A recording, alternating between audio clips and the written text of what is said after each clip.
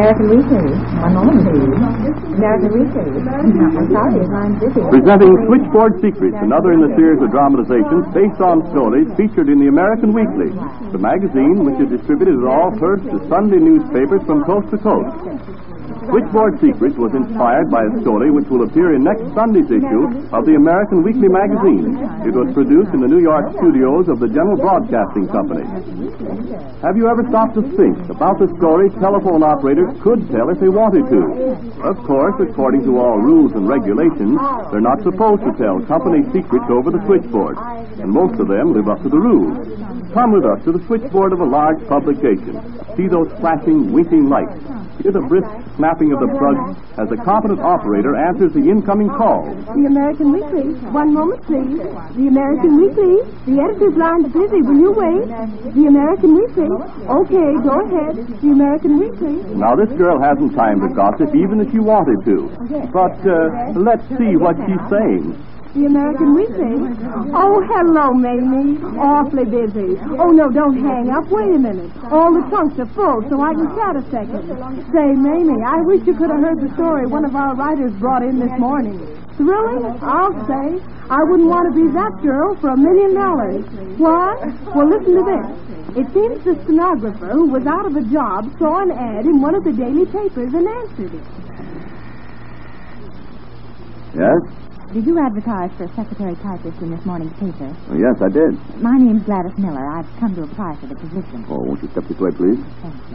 Have a seat, Miss Miller. I must ask you to pardon the appearance of the room. I'm afraid I'm not what you might call a tidy man. Oh, that's quite all right, Mr. Byers, Professor Byers. Oh. I'm engaged in writing a scientific book. Most of my bibliography, as you can see for yourself, is scattered around the room. Oh, if you'll pardon my saying so, Professor, I don't see how you find what you want when you want it. Quite right, young lady. That's why I placed that advertisement in the paper. I find I need someone to assist me in my research. Oh, I should be very happy to. Thank you, thank you. You are a typist? And a stenographer, too. I can take down your research notes or whatever is needed in your material, Professor. I'm really quite fast. Indeed. I didn't mean it the way it sounded. I meant my shorthand was speedy. I understand. Have you done literary work before? Well, to be perfectly truthful, no. But I'm sure I can. I'm sure you can, too. You mean I'm hired? Well, not yet. I'm really a very good secretary. I can get you references. I'm not interested in references, young lady. Well, then perhaps you're interested in this.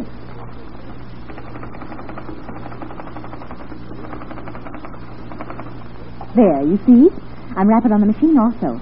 Now, let me get that pencil and a piece of paper. There. All ready, Professor. You start in dictating. Go as fast as you like, as I can take it. That's quite all right, Miss... Miller, Gladys Miller. Oh, yes, of course. That's quite all right, Miss Miller. I'm satisfied that you are confident in your vocation. Do I get the job? Well, I'm not sure yet. Well, I don't know what more I can do to prove myself capable of doing your work. You don't want references or tests of speed. Oh, of course, I didn't realize it before. Realize what? It's my hair. Your hair? Yes, I'm a brunette and you like blondes or redheads. Well, that can easily be taken care of. I'll change mine to any shade you prefer. Well, that's most generous and kind of you, I'm sure, but that won't be necessary. I wish you'd tell me why I won't suit you, Professor. Well, it's something you're not to blame for, which you can't do anything about. I'm too plain looking? On the contrary, you're a very personable young woman. Thank you. That's the trouble. That's why I'm afraid you won't do. Because you think I'm pretty? No. Because you're a woman. Oh. I said it was something you couldn't do anything about. Well, yes, I'm afraid it is a little late now. Wait a moment. I think I have an idea. Yes, Professor? Something can be done about it, if you are willing. I'm afraid I don't understand. Well, I'll be frank with you. I can't stand having a woman around me. I haven't had anything to do with women since... Well, never mind that. We won't go into that now. I wanted a male secretary, but only one has applied in answer to my advertisement, and he was too slow. I like your speed. You seem to have more than average intelligence. Thank you, Professor. I'm speaking impersonally, miss. Now, the job is yours on one condition. And that is? That for as long as you remain in my employ and in my house, you dress like a man. What did you do, Mame? Why, see... Oh, wait a second. Yes, Mr. Davis. Jones and Hart. Yes, I know their number. Yes, sir.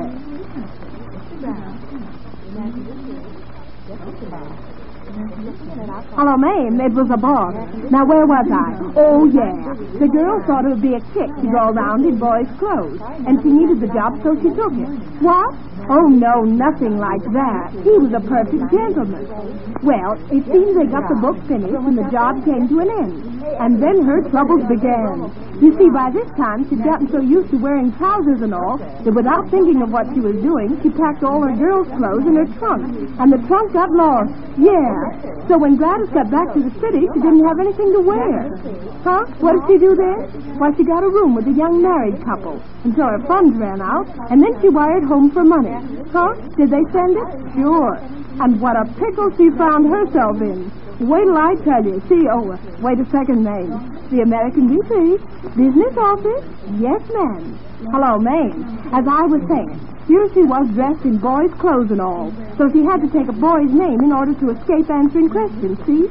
Well, the money came in an order on the local telegraph office, and Gladys went down to cash it.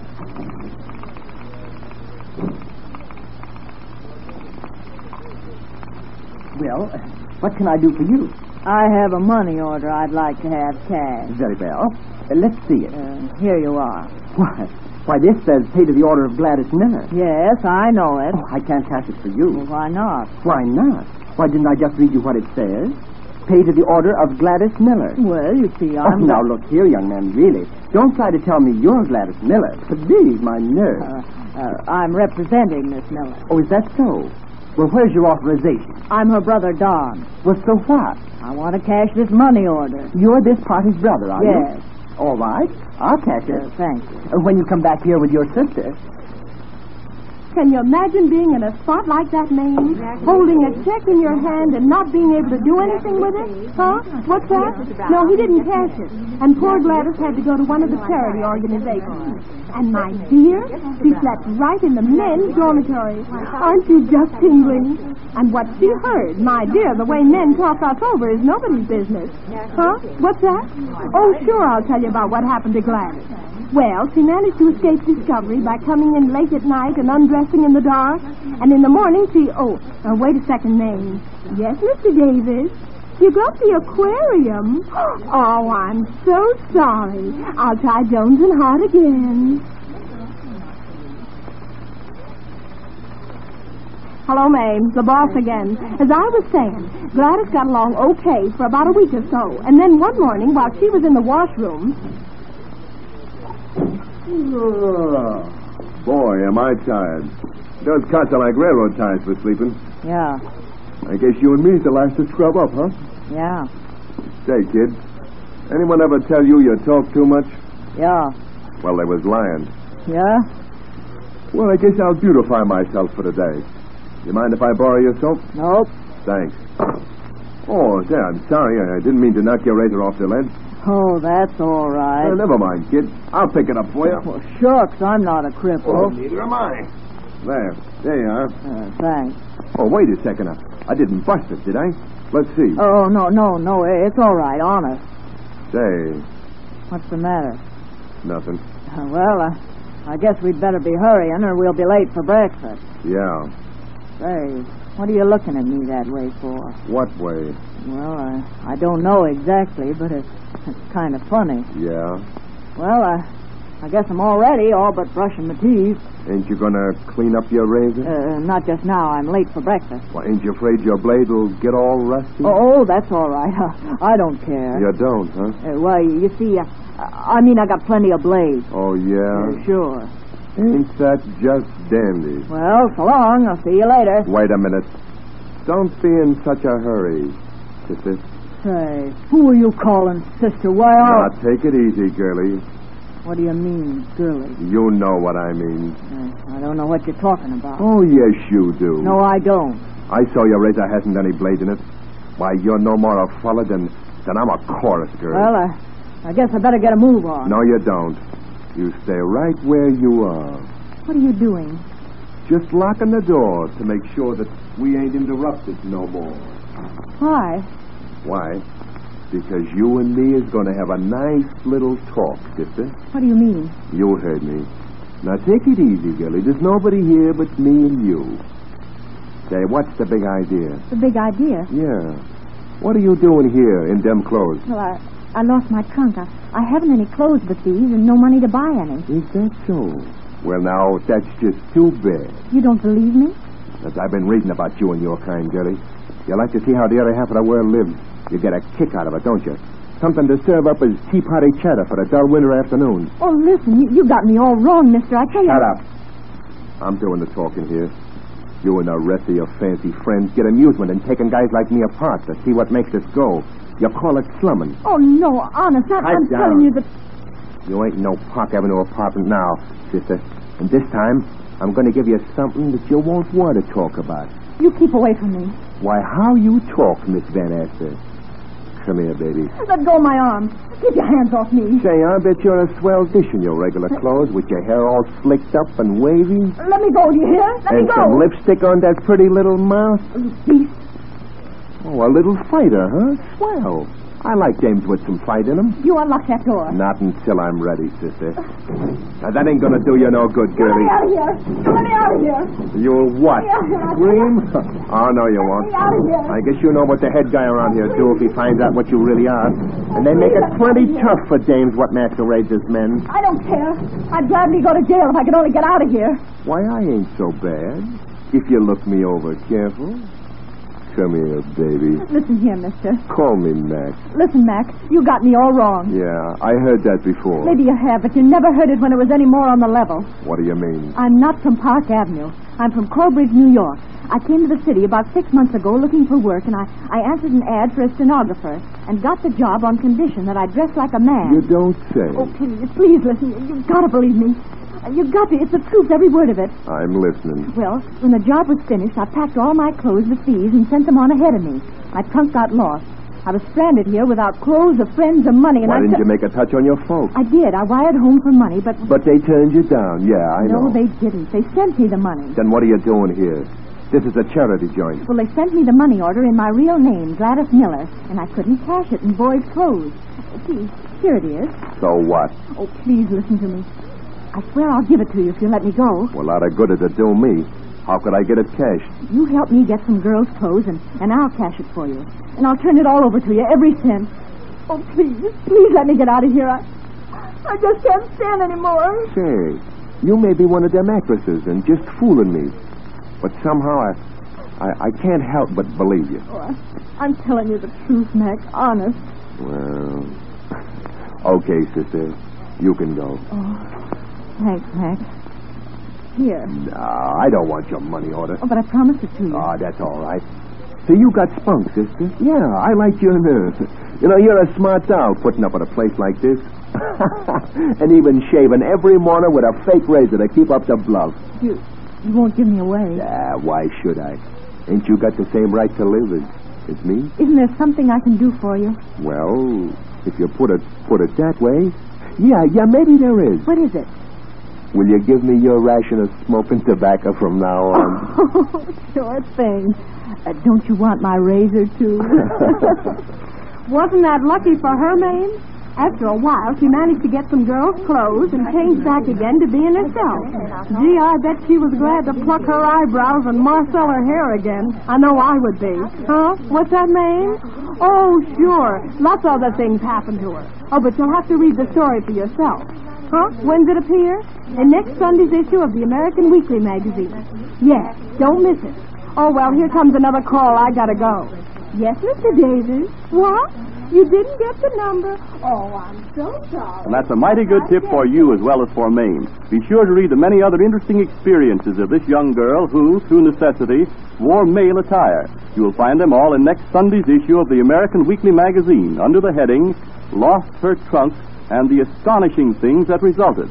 The American Weekly is a magazine which is distributed with all Hearst Sunday newspapers from coast to coast.